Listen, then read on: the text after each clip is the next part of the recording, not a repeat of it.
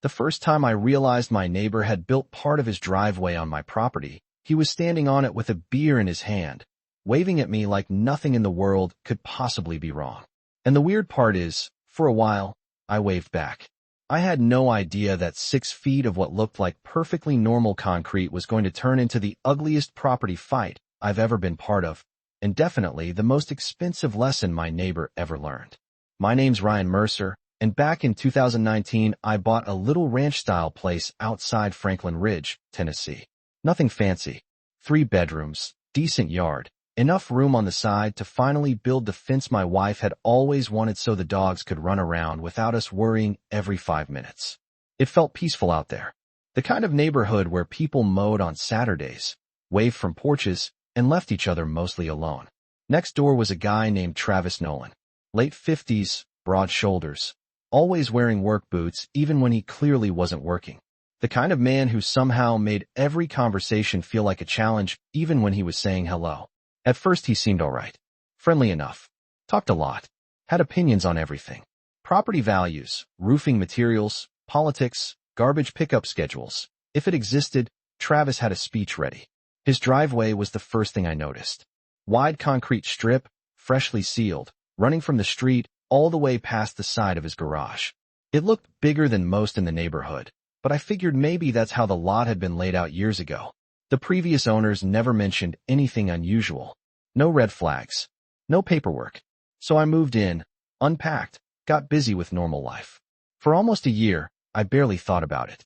Then spring rolled around, and we finally decided to build the side fence. Nothing dramatic. Just clean cedar panels and a gate near the backyard.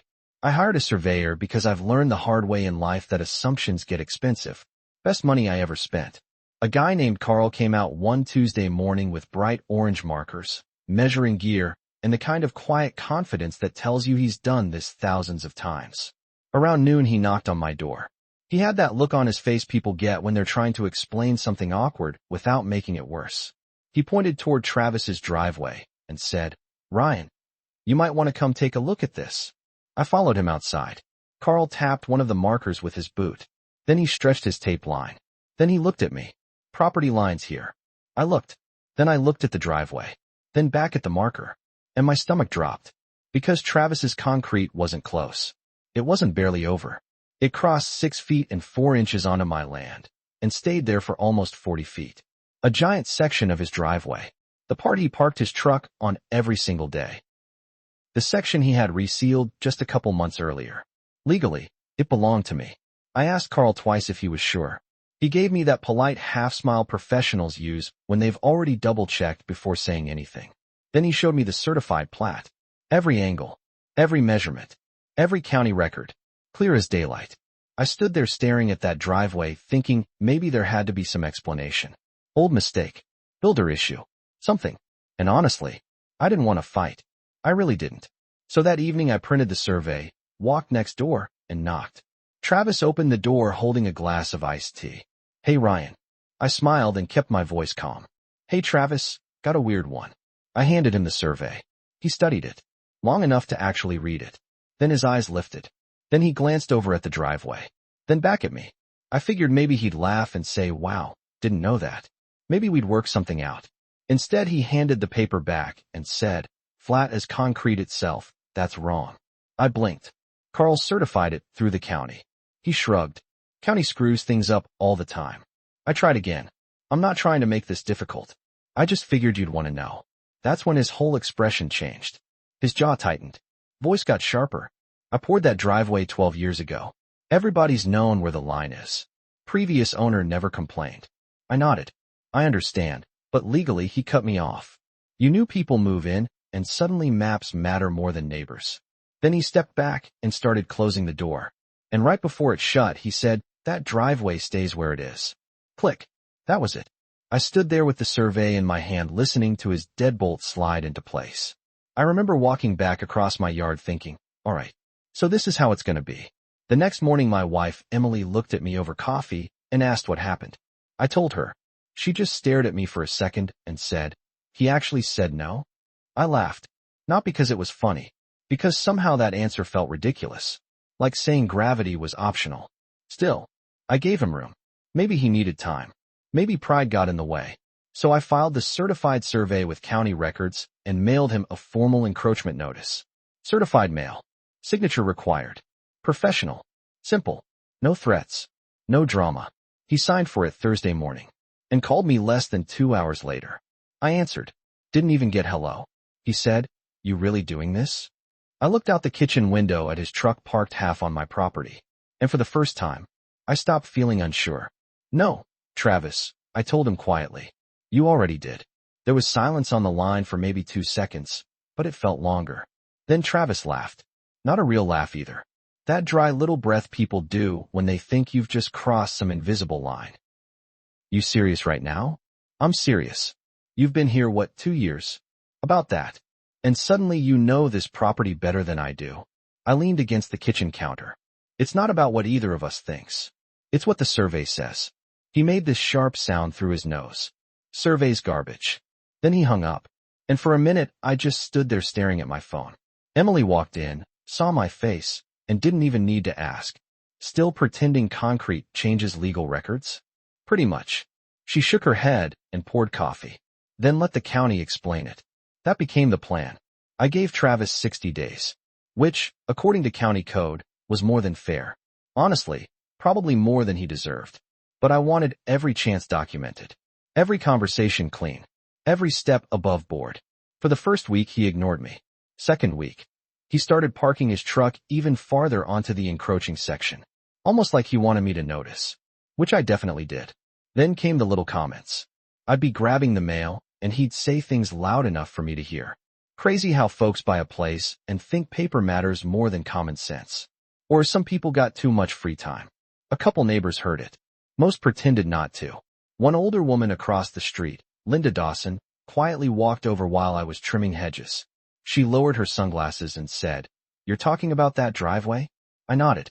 She gave me this look like she'd been waiting years to say something. "That thing's been over the line forever." I blinked. "You knew?" She shrugged. "Everybody knew." That caught me off guard. "Then why didn't anyone say anything?" Linda sighed. "Because Travis makes everything miserable when he doesn't get his way." That told me more than she probably meant to. Apparently 12 years earlier, Travis had widened the driveway himself after buying a camper. Poured extra concrete. Expanded closer to our side. Previous owner noticed, but was older, dealing with health issues, didn't want conflict. Then time passed, and Travis got comfortable. Really comfortable. Comfortable enough to believe long enough somehow meant legal enough. By day 30, I still hadn't heard anything productive. No contractor. No offer.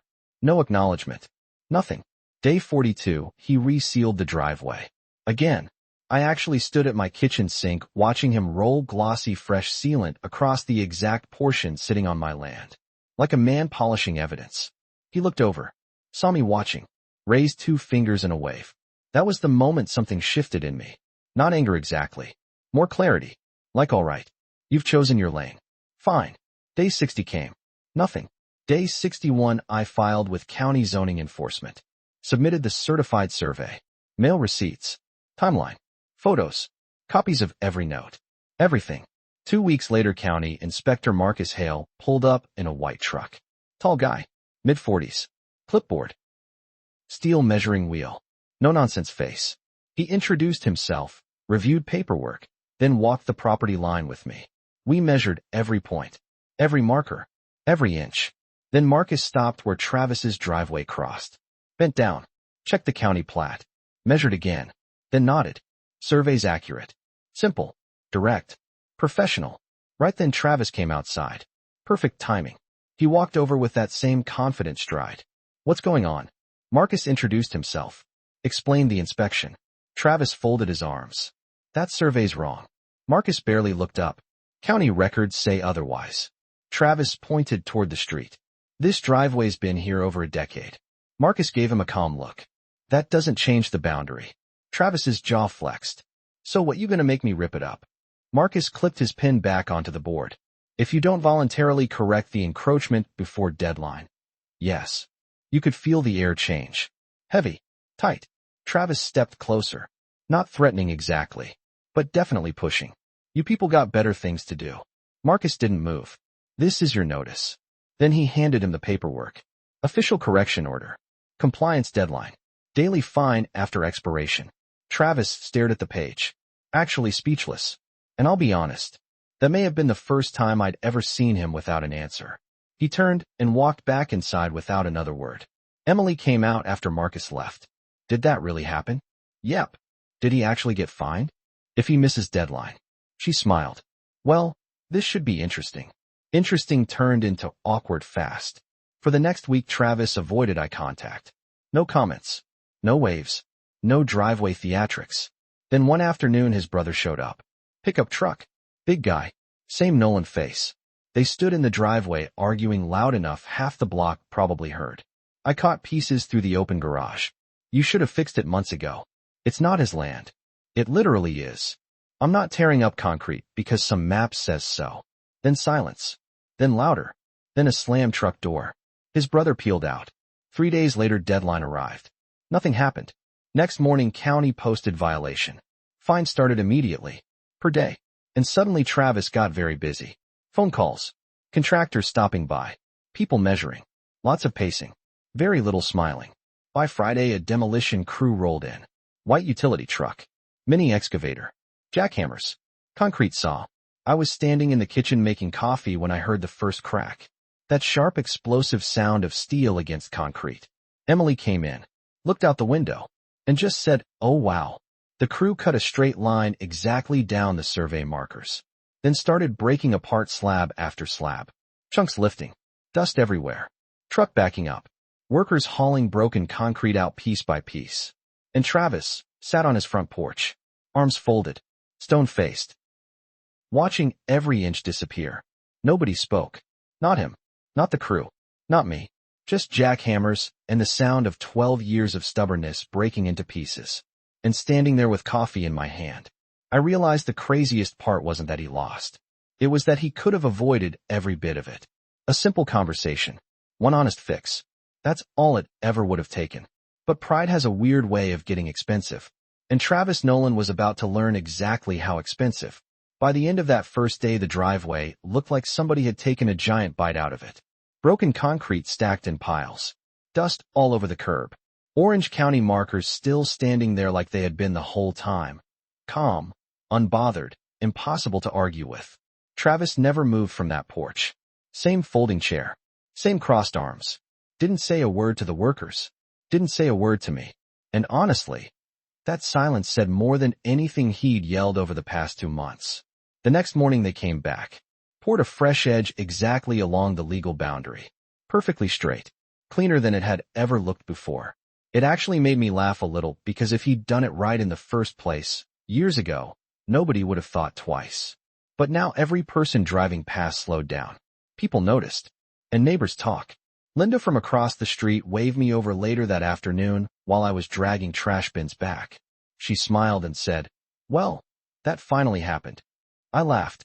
"Guess it did." She leaned in. "You know, he told half this street the old owner gave him permission." That made me pause. "What?" She nodded. Said they had a handshake agreement. I stared at her. "No paperwork." She gave me a look. "Ryan, if Travis had paperwork, you think county would have sent jackhammers?" Fair point. And suddenly a lot of things made more sense. Why he'd been so confident. Why he dismissed the survey instantly. Why he acted offended instead of surprised. Because somewhere along the way he'd convinced himself his version was real. Maybe the former owner had once shrugged and said do whatever. Maybe Travis heard what he wanted to hear. Or maybe after enough years, he simply stopped separating convenience from ownership. That happens more than people admit. Use something long enough, and your brain starts writing stories to protect it. A week later, fresh concrete cured. His driveway ended exactly where it legally should have. No overlap. No mystery. No debate. And the weird thing? He still didn't speak to me. Not once. No apology. No explanation. Nothing. Which honestly was fine. I wasn't looking for closure. I wasn't trying to win some neighborhood war. I just wanted my property line respected. That spring, Emily and I hired a fence crew. Beautiful cedar panels. Warm stain. Black hardware. Simple and clean. I stood outside while they lined everything up with the survey stakes. Every post set precisely. Every panel straight. And when they reached the section beside Travis's driveway, there it was. The clean dividing line. Fence on one side. Concrete on the other. exactly where it should have always been. One of the installers stepped back and nodded. Looks perfect. It really did. Emily came outside carrying lemonade, looked at the finished stretch, then at me, then over toward Travis's house, and grinned. Funny how much space 6 feet turns into when it actually belongs to you. I laughed, because she wasn't wrong. For weeks after that, people kept bringing it up. Mailman noticed. Neighbors noticed. A contractor down the road actually slowed his truck and asked what happened. Apparently, the jackhammer show had become neighborhood entertainment. Travis kept mostly to himself. But one evening, maybe a month later, I was watering near the fence when he walked out to his mailbox. First time we'd been that close since everything ended. He grabbed the mail, looked toward the driveway, then toward the fence, then finally at me. For a second I thought maybe this was it. The apology. The acknowledgement. Something. Instead he said, "Happy now?" Plain. Dry. No emotion. I shut off the hose, looked at him, and answered honestly. "I'm relieved." He stared, probably expecting something sharper, something smug. But I meant it. Relieved. That the paperwork was done. That the arguing was over. That I didn't have to keep wondering if this would escalate into something uglier. He looked away, mumbled something under his breath, then headed back inside. And that was the last real conversation we ever had. A year later he sold the house. Moved out. A younger couple bought it. Super friendly. We talked the first weekend they arrived. I mentioned the survey markers and the fence line. The husband laughed and said, "Don't worry, we're not planning on stealing concrete." That got a real laugh out of me. And life moved on. Dogs run the yard now. Fence still stands. Driveway still ends exactly where county says it ends. And every once in a while when I'm pulling weeds near that side yard, I glance over and think about how close the whole thing came to becoming something much worse. That's the strange part about neighbor disputes. They usually don't start with some dramatic screaming match. Most begin with something small. A few inches. A misunderstanding. A quiet assumption nobody challenges. Then pride gets involved. And suddenly people are defending things they never actually had the right to claim. I still think Travis could have handled it differently. I could have too, maybe. Maybe there was some version where we talked it out over coffee. Maybe. But once he looked at certified measurements and decided confidence mattered more than facts, there really wasn't much left to negotiate. Concrete doesn't care who poured it. Land records don't care who feels entitled. And county inspectors definitely don't care whose feelings get hurt. They measure. They mark. And eventually, they enforce. So now I'm curious if your neighbor built on your property and acted like they owned it. Would you have let it slide to keep the peace? Or would you have done exactly what I did and let the county settle it? Drop your answer in the comments, because I can already tell this one's gonna split people right down the middle, and honestly, I want to hear where you stand.